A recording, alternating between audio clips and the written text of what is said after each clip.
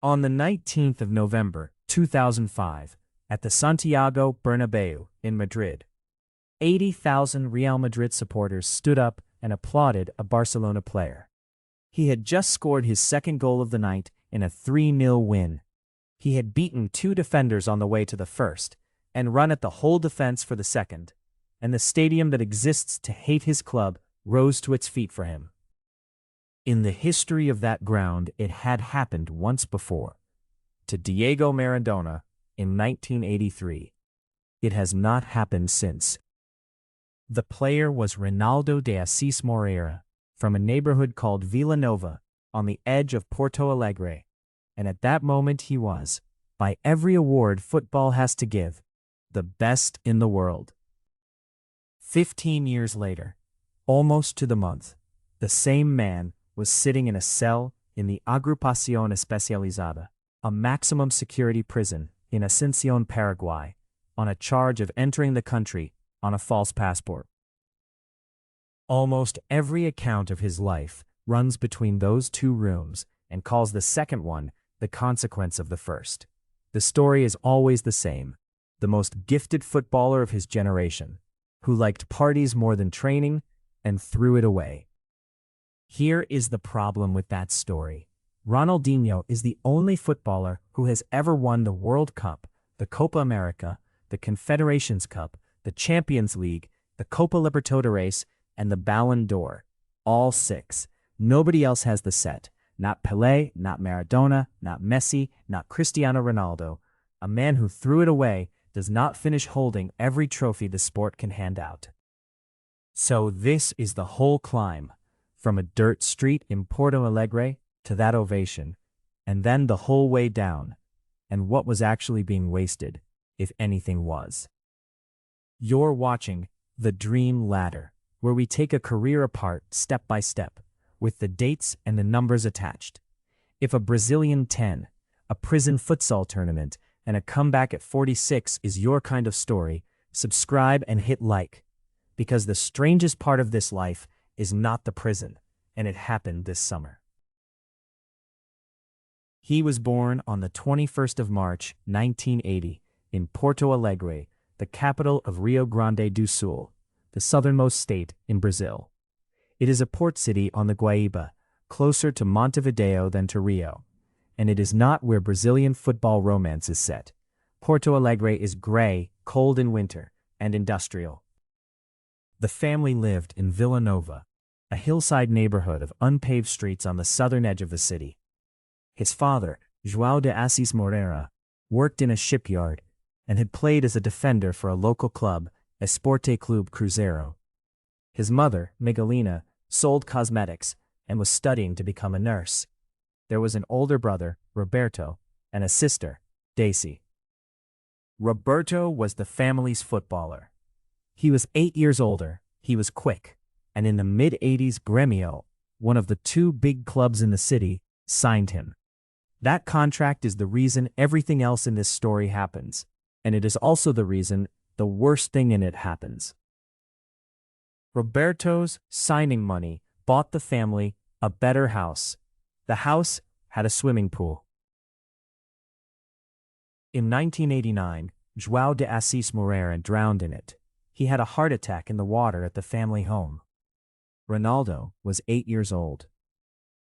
That is the entire biographical fact, and every version of this life reaches for it as an explanation.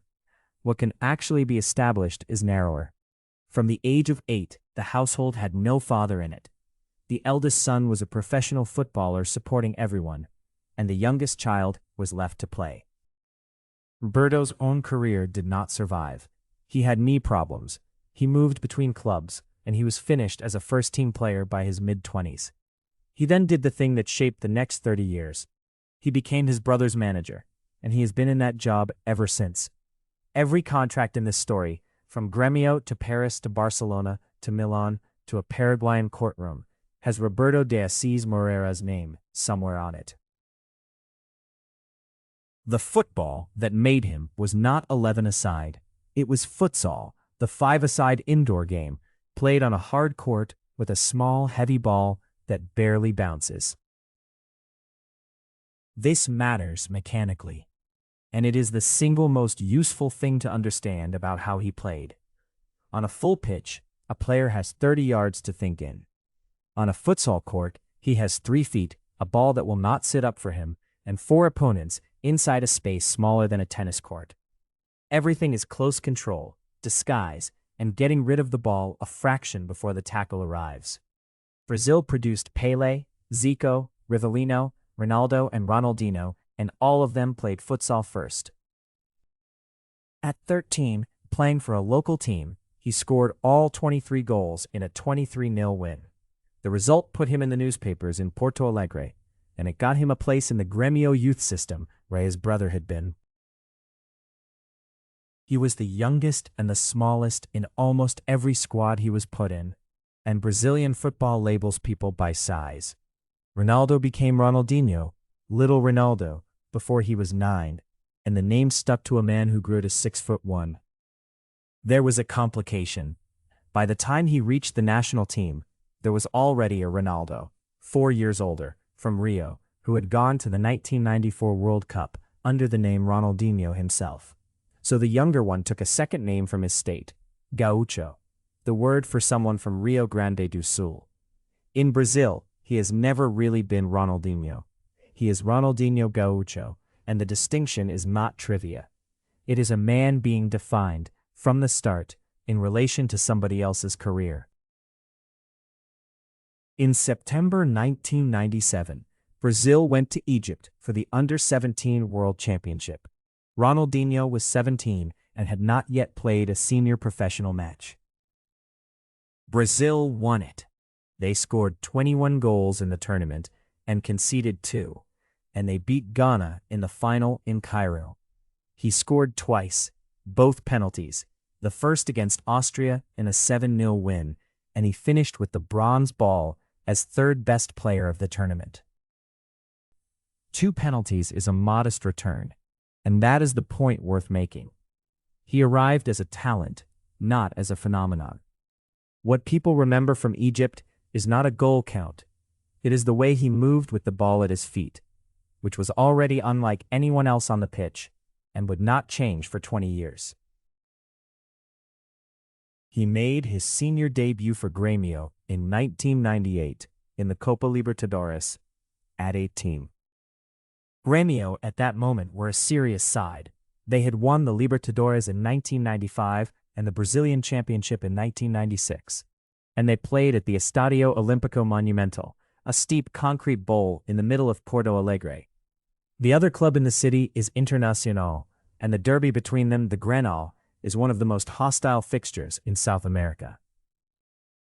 In 1999, he played 47 matches and scored 22 goals.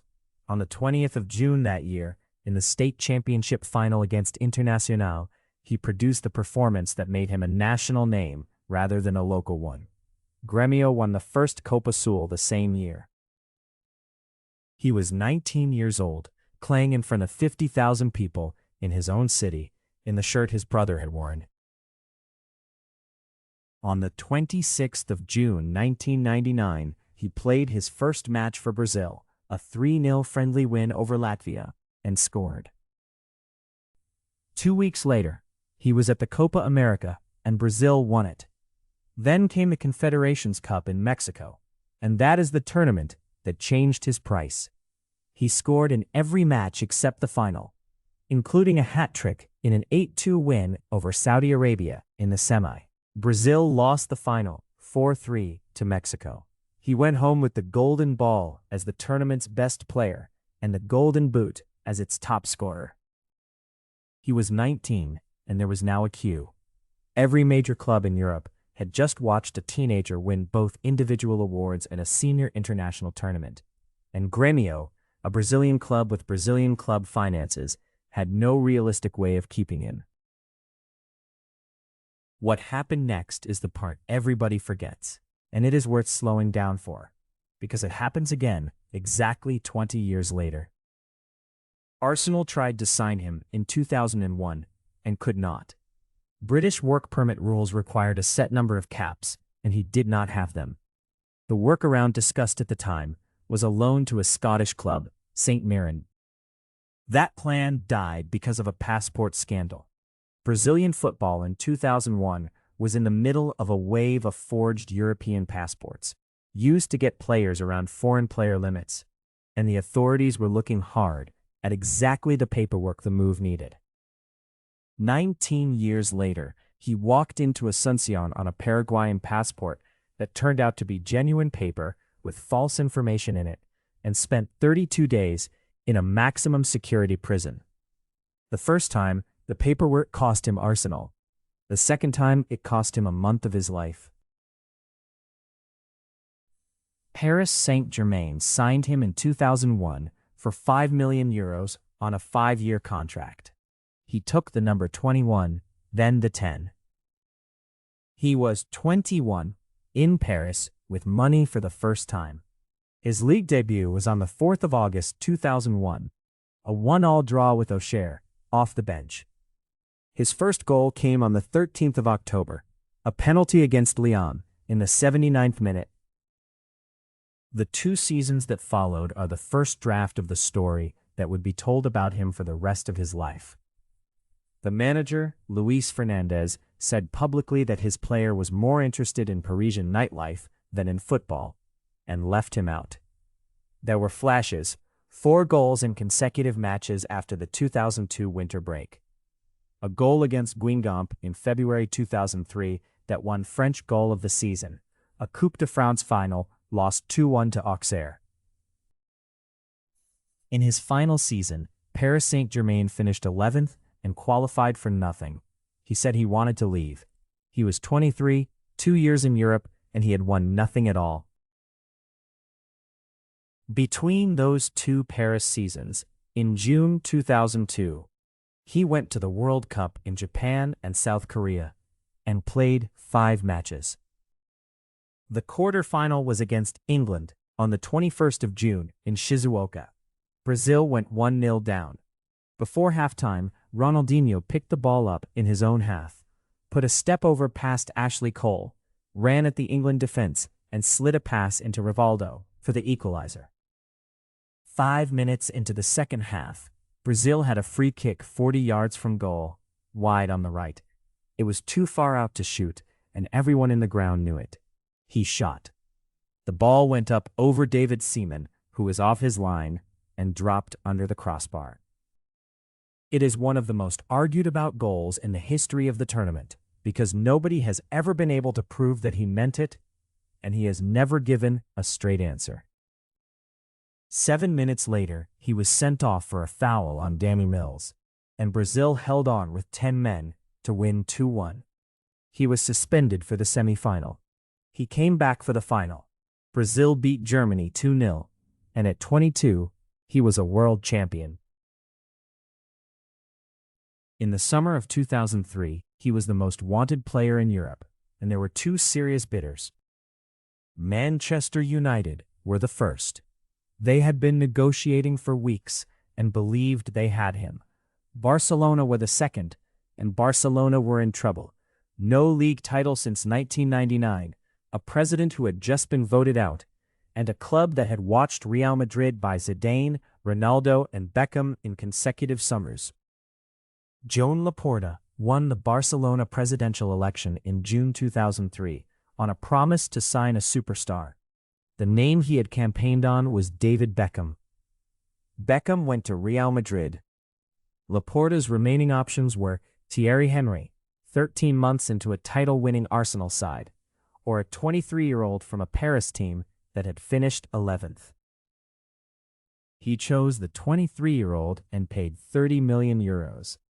Manchester United, having lost the race, spent their money on an 18-year-old winger from Sporting Lisbon called Cristiano Ronaldo.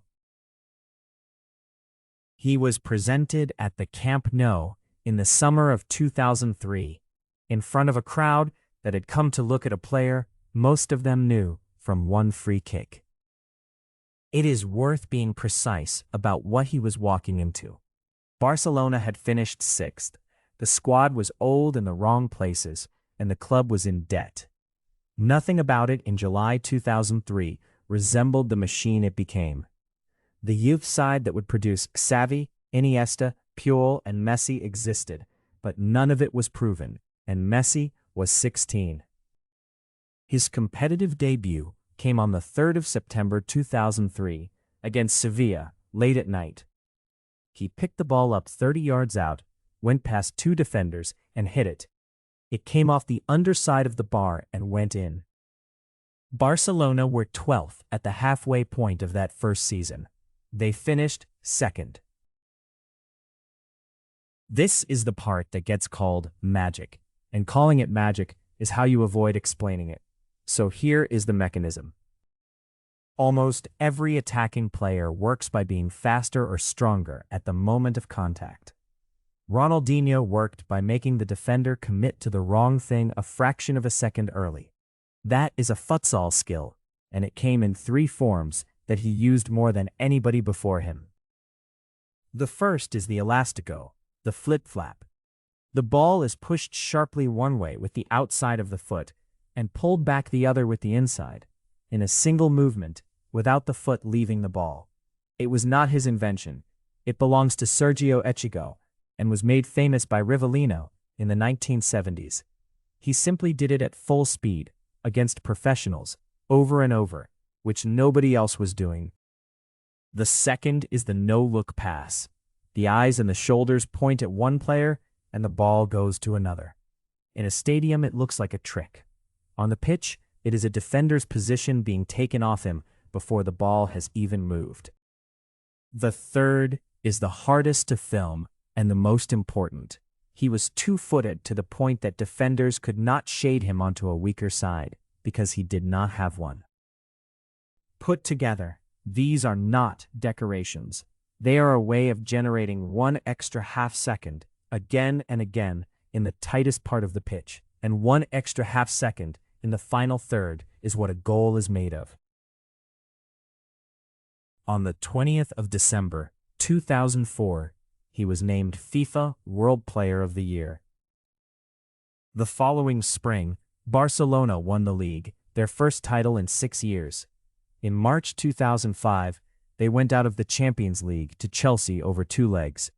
5-4 on aggregate, with Ronaldinho scoring twice at Stamford Bridge in a 4-2 defeat. One of them was hit from a standing start, with almost no backlift, from 20 yards. On the 1st of May 2005, he chipped a pass over the Albacete defense for a 17-year-old to score his first goal for the club. The 17-year-old was Lionel Messi, and the picture of Messi on Ronaldinho's back afterwards is the most reproduced photograph of either man's early career. In September 2005, Barcelona extended his contract and put a release clause in it of £85 million, which at the time was an absurd number. That year he won the 5th Pro Award, the Ballon d'Or, and a 2nd FIFA World Player of the Year. He was 25. Which brings us back to the 19th of November 2005 and the Bernabeu. Barcelona won 3-0. Samuel Eto'o scored the first. Ronaldinho scored the second and the third, inside 15 minutes of the second half. Both of them by taking the ball straight at the Real Madrid defense from 30 yards and going through it rather than around it. After the second one, the Madrid crowd stood up. Not a section of it, the stadium. Players on the pitch have described stopping to look at it. Sergio Ramos, who was 20 and playing his first Clásico for Madrid, applauded. What makes it the high point of the whole story is not the goals. It is that the ovation is an admission. A crowd whose entire identity is opposition to that shirt decided in real time that what it had just watched mattered more than the result. That is the top of the ladder. 6 months later, on the 17th of May, 2006, Barcelona played the Champions League final at the Stade de France in Paris, the city he had left 3 years earlier, having won nothing.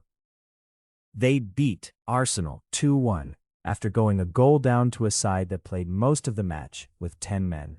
He did not score. He was, that season, on the best run of his career, 26 goals in all competitions, 17 in the league and 7 in Europe, both career bests, and Barcelona won the double.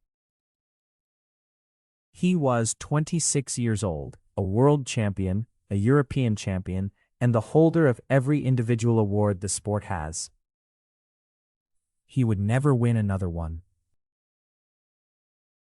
There is a second story running alongside the football, and it is the reason he became the most recognizable athlete on earth, rather than merely the best one.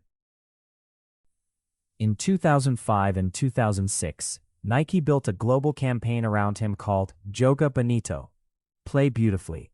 The centerpiece was a video shot to look as though a camera had happened to catch a training session, in which he put on a pair of gold boots and hit the crossbar 4 times in a row from 20 yards without the ball touching the ground.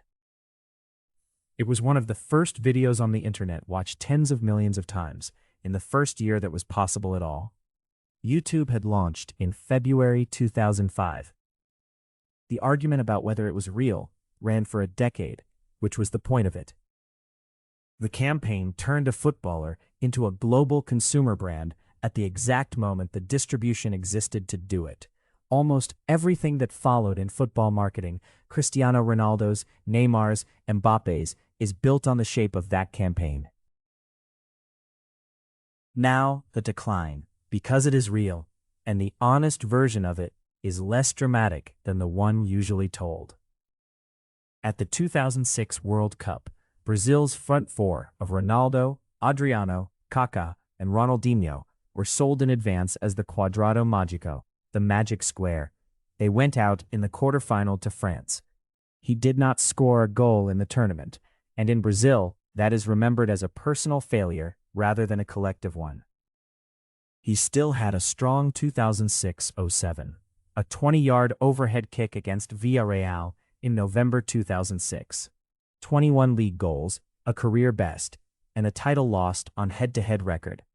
He finished third in the World Player vote behind Fabio Cannavaro and Zinedine Zidane. The following season is where it comes apart. He played his 200th match for the club in February 2008, tore a muscle in his right leg on the 3rd of April, and his season was over. Reports of mistraining and weight gain became constant. On the 19th of May 2008, Joan Laporta, the man who had signed him, said publicly that his player needed a new challenge. He was 28. Pep Guardiola took over that summer and made his first decision immediately. Ronaldinho, Deco, and Zambrata were all sold. AC Milan bought him in July 2008 for €22 million on a 3-year contract, and he took the number 80 for the year he was born. The first season was poor. He scored 10 in 32, was left out for the last 14 league matches, and was criticized in public by Carlo Ancelotti for his condition. The second season was very good, and it is the part of his career people do not know. Leonardo moved him to the left of midfield. He scored 15 goals, joint top scorer at the club, and made 15 assists in Serie A, more than anybody else in the league that season. He scored twice against Juventus in January 2010, a hat-trick against Siena a week later, and set up all 3 goals in a 3-2 win over Udinese in February.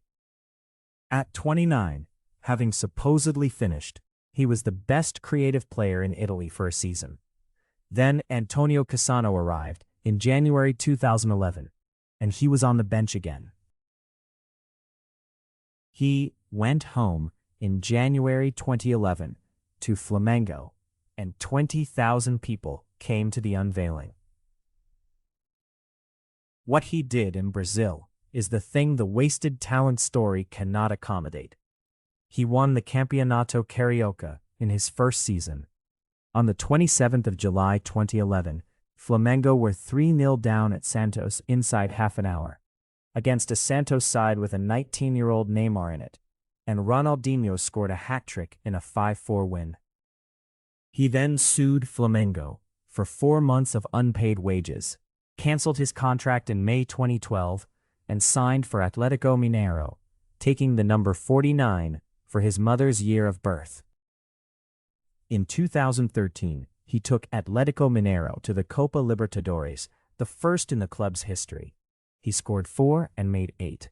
They came back from 2-0 down after the first leg in the semi-final against Newell's Old Boys and again in the final against Olimpia of Paraguay, and won both on penalties.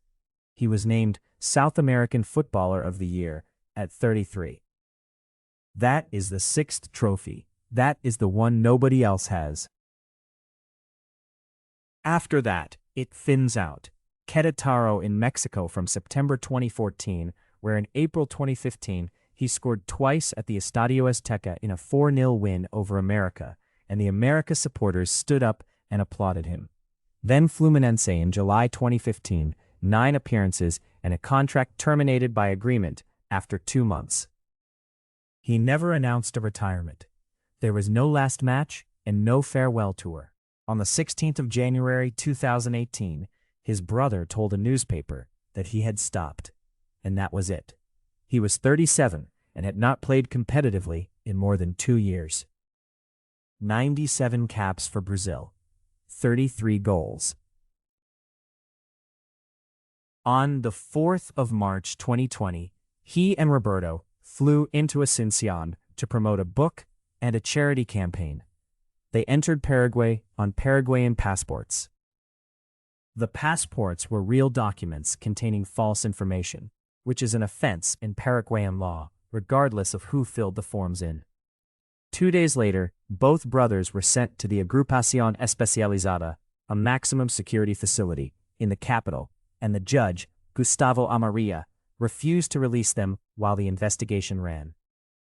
They were there for 32 days. In the middle of it, the prison ran a futsal tournament between the blocks. Ronaldinho played. His team won the final, 11-2.